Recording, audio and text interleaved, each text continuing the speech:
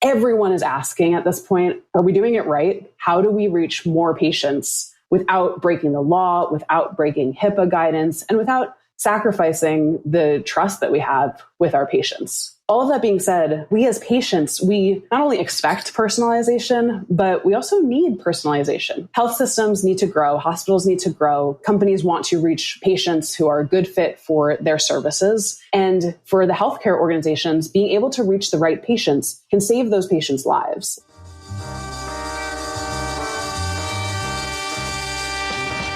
New choices, new players, new models of care. You know consumer first healthcare is everywhere. For us to build the future, to see what's new, we gotta look at the world from a different point of view. Consumer innovation ain't going away. I say it's here to stay. Today it leads the way. We gotta drop the silos. We're all the same team. Experience, business, tech, and marketing. So join us now. Join the revolution. Consumer first health is the evolution. Status quo or like status no. Yeah, this is the healthcare rap. Yo, come on, let's go.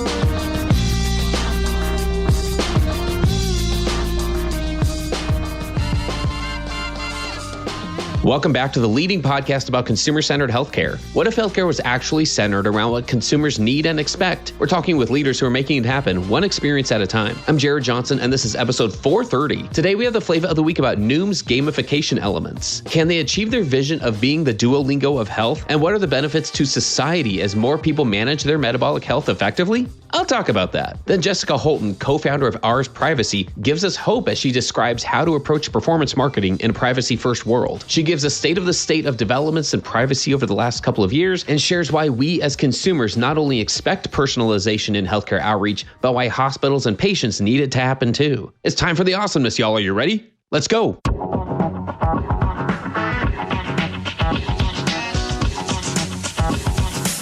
Flava of the week. NOOM is betting that it can turn motivation into a moat. In an interview with Quartz published on June 3rd, CEO Jeff Cook was quoted as saying that NOOM wants to be the Duolingo of health, using gamification and psychology as the means for members to stick with weight loss. The article explains that the psychology here is simple and proven. Small, consistent rewards light up the brain's pleasure centers, making a behavior feel satisfying. Gamification has long been a not-so-secret sauce in consumer tech, whether it's getting users to close their rings on an Apple Watch, defend their Wordle streak, or be shamed by a mascot for skipping their Spanish lessons. The appeal is both primal and programmable. Humans like progress, hate loss, and will rearrange their lives to avoid breaking a streak. It's worth remembering that in 2023, the company launched NOOM Med, a telehealth platform that connects eligible users with clinicians who can prescribe GLP-1s. It became an inflection point, not only for users' health as an all-in-one AI-powered platform, but for the company's health as well. It added a new revenue stream and helped reverse declining growth. There are a couple of insights to uncover about the details behind the gamification strategy. First, the idea that motivation isn't one size fits all. Second, social pressure is significant. Cook said that they've seen in their own data that if someone comes into NOOM with a friend, they're dramatically more likely to hit their step goals and continue using the platform. And third, the gamification elements in play here also include social reinforcement, loss aversion,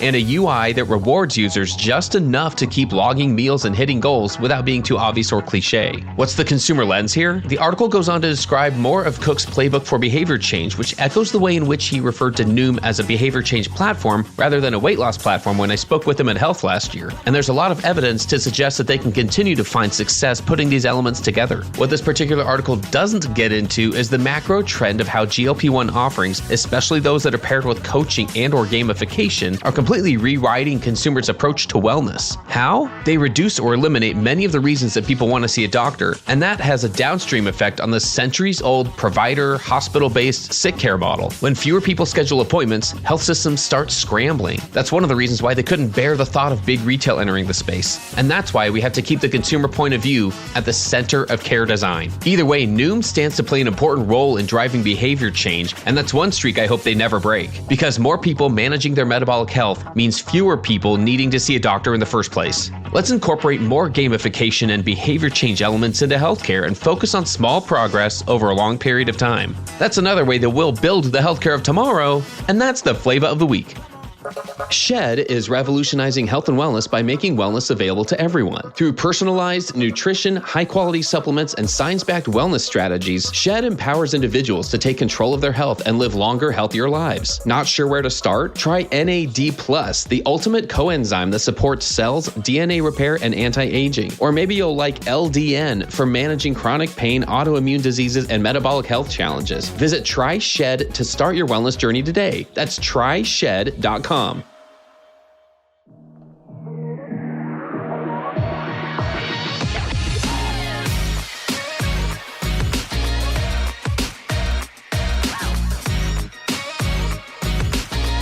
The flow. All right, let's get into the flow, everybody. I'm here today with Jessica Holton, the co-founder of Ours Privacy. I'm really excited to dive into our topics today because there's a lot that's happened in this space in the last few years. And I empathize with so many people in this space of just trying to keep up with what's going on, trying to understand developments and then what to do about it and kind of have a strategy going forward that you feel good about that doesn't feel like somewhere between scorched earth and I don't know, like just behind the curve. I think there's a lot to talk about here. So Jessica, welcome to the Healthcare Wrap. Thank you so much for having me, Jared. Very excited to be here. I would love to dive right in if you don't mind and kind of help our listeners refresh their memory in maybe some places that they don't feel like going a little bit because there has been a lot of development happen. I would say, especially the last 2 or 3 years, and even beyond that, we've just been seeing trends. Today, we're talking about, again, just privacy. We're talking about performance marketing in this privacy-led world and all of the different pieces related to that. It's important. I'll maybe just kind of make a connection to a couple of the themes in our show here before we even get going. If you can't engage with people in a personalized way of some kind, you're limited in how beneficial of an experience you can provide for them. It's safe to say, right? So that's kind of like setting the stage for this conversation. And as we kind of bridge that into some of our more recent topics we've had here of it almost doesn't matter what the message is, if it is more of a well-care message versus something related directly to your patient experience with an appointment you have, you still have to understand all these fundamentals. And you need this roadmap, like you need this game plan here. So that's what we're going to focus on today. Jessica, maybe a good place to start is for those who aren't as familiar and haven't been living and breathing this every day for the last little while, can you maybe give us a brief summary of developments in privacy over the last couple of years and how those have affected health system marketers? Yeah, absolutely. It's a very dynamic space and it's changing nearly every day between platform developments like cookies that Apple and Google have spoken on. We have HHS coming out with new guidance, FTC, state privacy laws, and even ad platforms. So to go into them a little bit, first, the cookie crackdown that we've heard about for years. Apple led the way with that. They said no third-party cookies, and Google followed, although they rolled it back since. But third-party cookies are important for marketers, not just healthcare marketers, but marketers in general, for having full visibility across the funnel. It is driving retargeting, attribution, ROI tracking, and without third-party cookies, it gets harder.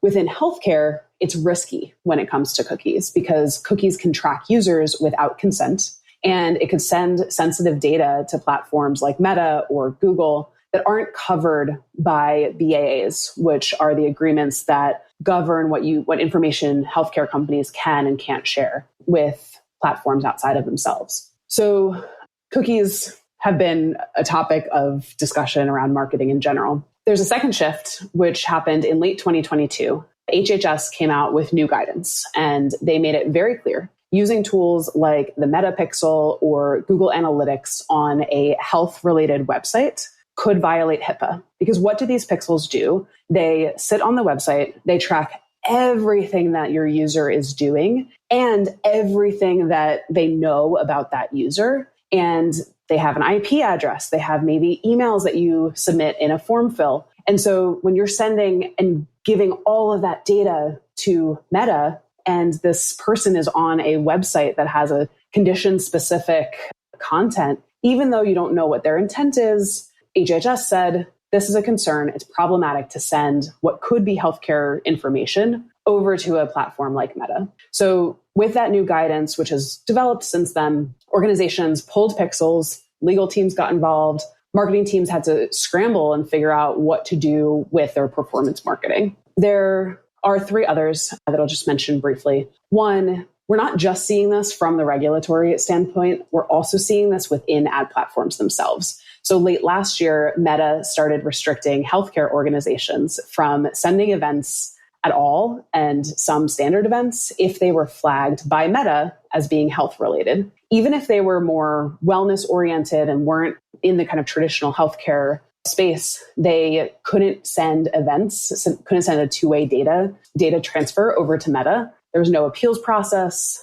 Their campaign stopped working. They were just blocked. So that impacted custom audiences, conversion events stopped firing, and it really just a huge flurry and wave of concern within ad platforms. And then the last ones I'd say is state privacy laws. So there are states like California and many others who have their own state privacy laws around consent, what consent has to be granted, has to be given as a chance to grant.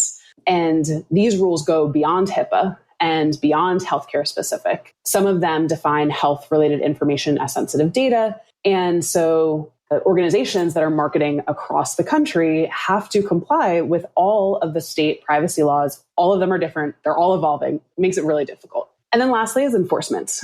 We've seen major fines for big and small companies alike that had pixel-related breaches. We've seen payers have HIPAA breaches because they were inadvertently sending health information over to Google Analytics or ad platforms. And so everyone is asking at this point, are we doing it right? How do we reach more patients without breaking the law, without breaking HIPAA guidance, and without sacrificing the trust that we have with our patients? All of that being said, like you said, we as patients, we not only expect personalization, but we also need personalization, right? Health systems need to grow, hospitals need to grow, companies want to reach patients who are a good fit for their services. And for the healthcare organizations, being able to reach the right patients can save those patients' lives and improve those patients' lives. So we have this very clear tension between honoring the privacy and, of course, following the regulations and the laws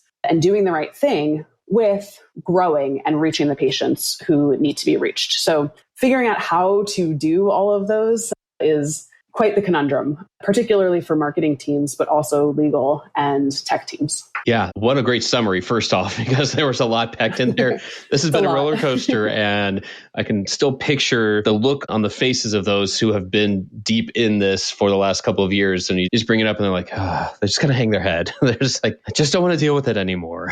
We've figured out a temporary solution or whatnot.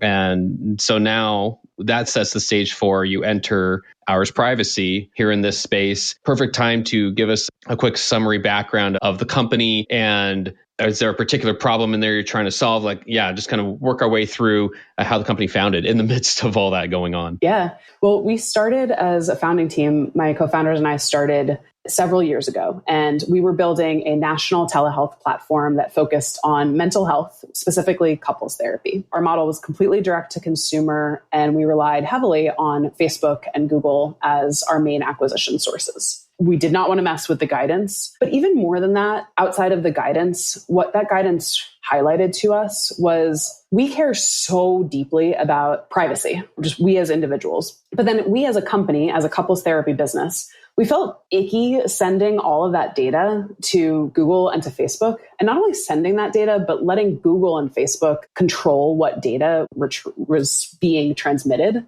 about this specific person seeking out care for that one intimate, most important, sacred part of our lives. So we took the pixels down. That had an enormous impact on our marketing campaigns. Any marketers will know who have gone through that will know the pain. And our customer acquisition costs skyrocketed. Overnight, we lost the ability to reach new patients efficiently. One of our co-founders comes from a marketing tech background and has been in regulated spaces for a long time. So he built a tool for us to use internally, which tracked activity on our site and stripped out any identifying information. So IP address, email, et cetera, anything that a platform like Facebook or Google could use to identify that individual before we sent it out to Facebook and Google. So we started sending events back without saying who those events took place by. And it had an immediate improvement on our campaigns. It was like night and day. So Facebook and Google knew which campaigns are converting and which ones to show more without knowing who was doing the converting. So that tool is what ultimately grew into what Ars Privacy is today.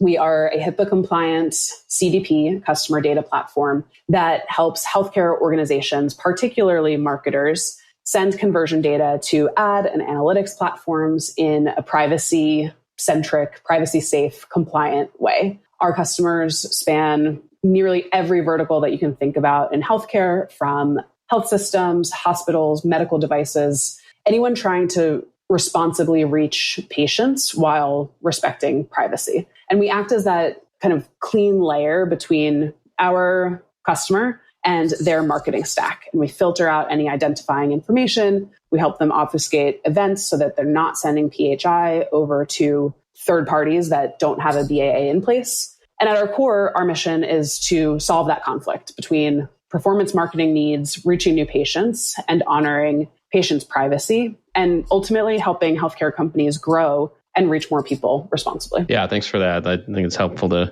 always kind of see that other side of it. You mentioned performance marketing, and that really is a challenge in a privacy first world. I don't think we're ever going back, right? Like I just think it's going to be more and more focused. There are going to be more and more guardrails and things to navigate around. So why don't some of those traditional marketing tactics work in healthcare anymore? The stakes are just so much higher, Jared. It's in most industries, I think about if I were selling skincare or if I were selling shoe wear, right? You can install a pixel and you can go. And you know how to do digital campaigns on Facebook, on Google. Let's put the creative together. Let's put it all out there. We have a target audience, but then Facebook is going to figure out, okay, it's people who live in Brooklyn, New York, and are between 36 and 38 years old and have 2 kids, and very specific demographics that Facebook can figure out for you and then get even closer to target them. But in order to do that, you need to give Facebook information about your customers. So you need to say, okay, this customer bought this shoe, and Facebook will do all the mapping of who is that customer who bought the shoe. But in healthcare, doing that triggers a breach. You cannot say to Facebook, not only can you not say it, but like it would be so irresponsible to say to Facebook,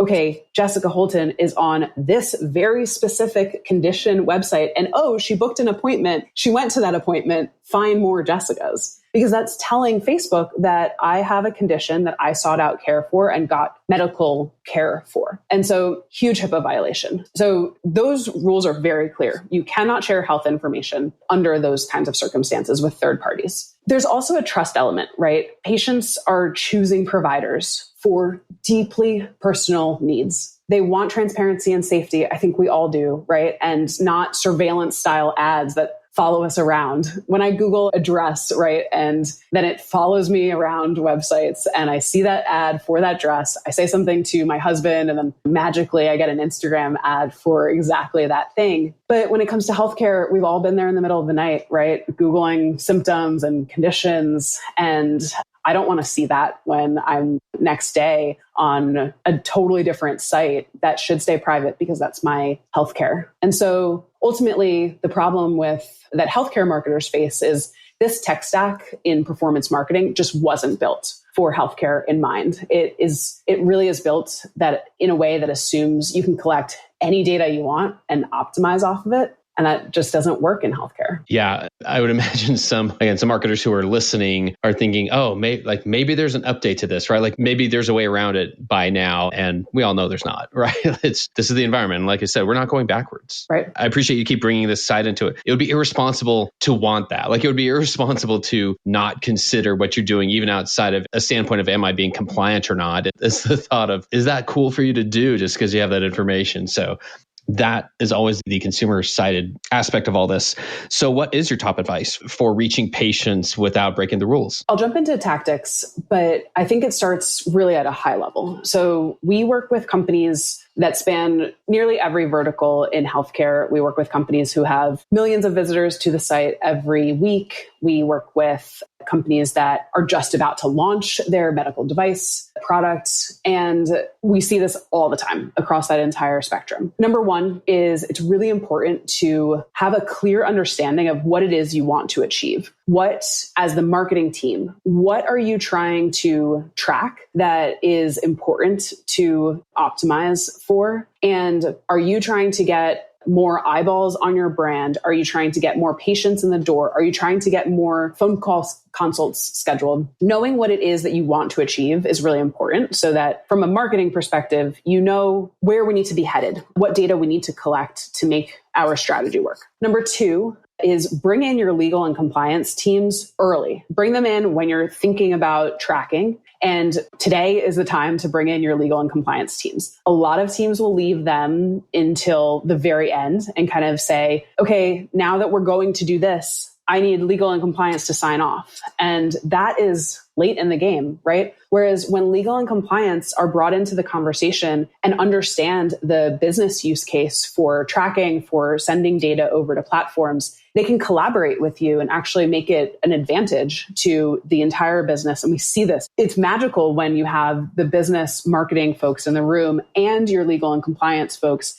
understanding each other's needs, because they're often opposite. But when you're both talking, it's a lot easier to be on the same page, because at the end of the day, we all have the same goal, is to reach more patients, serve patients well. And then third, I would say, make sure you understand the technical piece of whatever your organization's tech stack looks like. Do you have an engineering team? Are they focused on compliance? What are the resources that they can dedicate to this? And all of that will help you just have an understanding of what is it that we are trying to accomplish and what are our constraints. As much as I have said in this that it sounds black and white, you can't send data, right? You can't track. But that's actually not the case. There's so much nuance in this. And the amount of tracking you do, the amount of data sharing with third parties you do, how you do that, what type of data you share, really does come down to your organization's compliance policies and their level of risk. So understanding that early is really important. So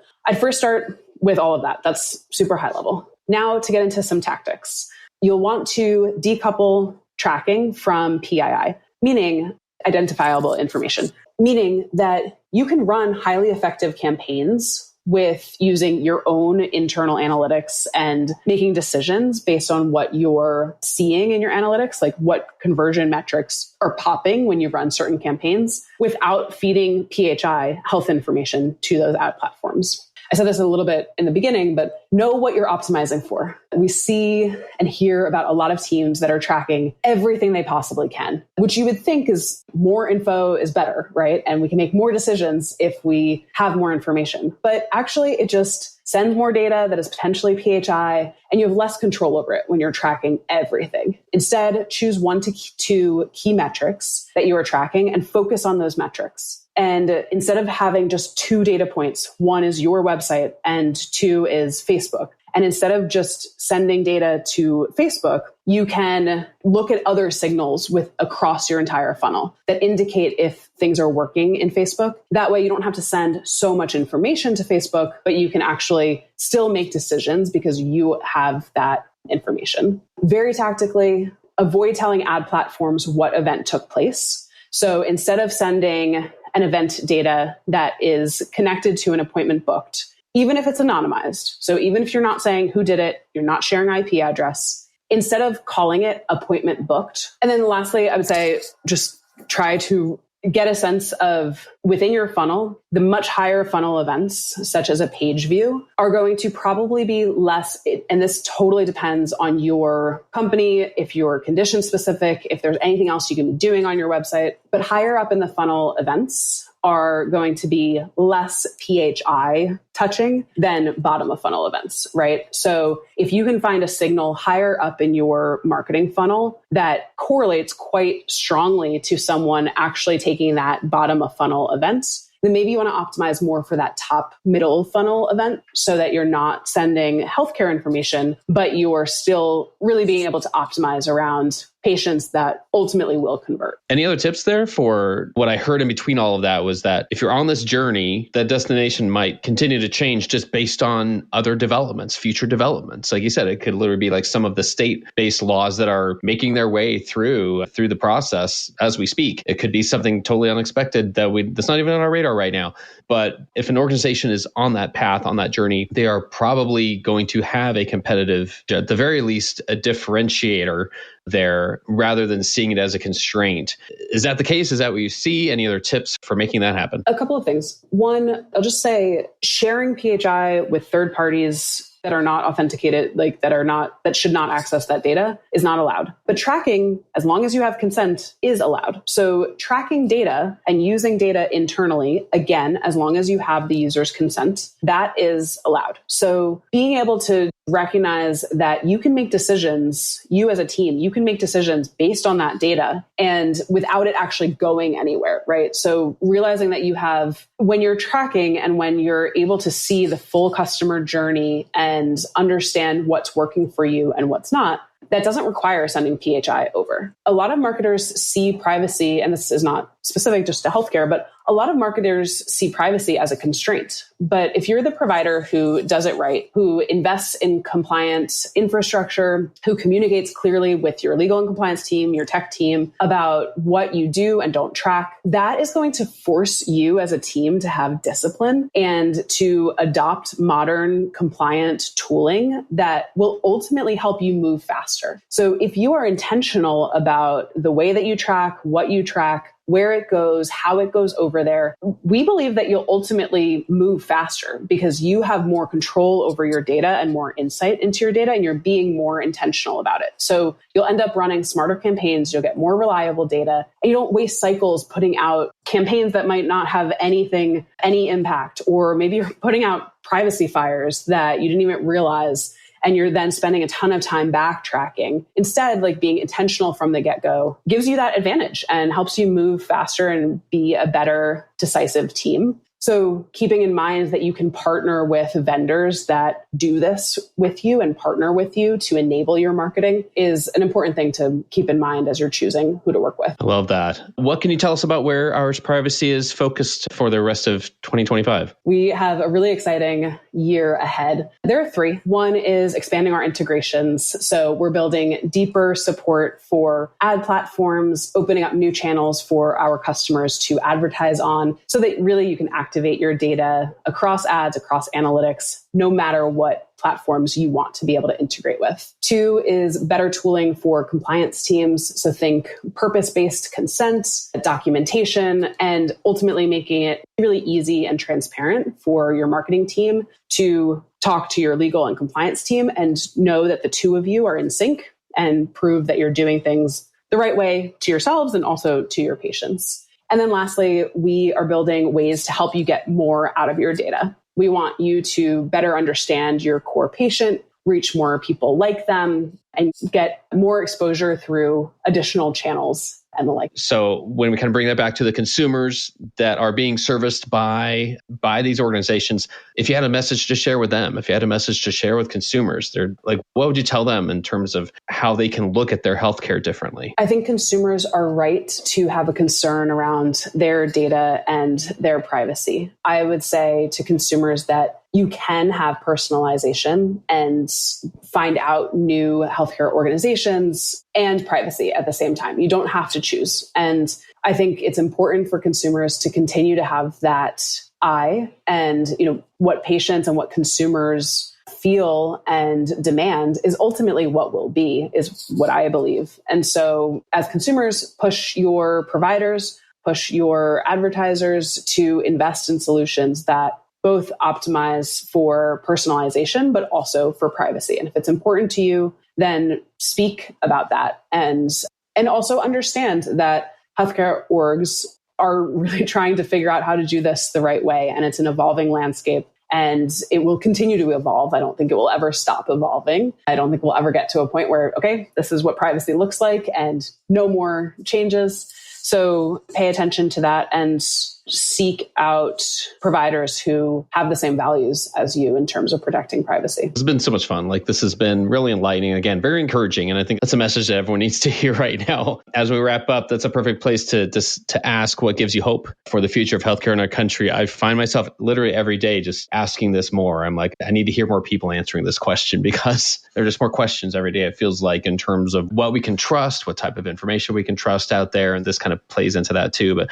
you personally, what gives you hope? What gives me hope is truly our customers. And we get to see these very special discussions that they have around the table where they come, every single one of our customers, they have so much compassion for their patients. They are really trying to do the right thing, and they are doing the right thing by making decisions that can reach that patient and do it in the right way. And they care so deeply about getting to the right person and meeting that person where they are, and with empathy and with transparency and really doing it the right way. So what gives me hope for the future of our healthcare is not only the providers, the doctors, the nurses, the technicians, all of the healthcare providers in the space, but also the business teams that are powering them and expanding, because they really, truly, genuinely have the patient at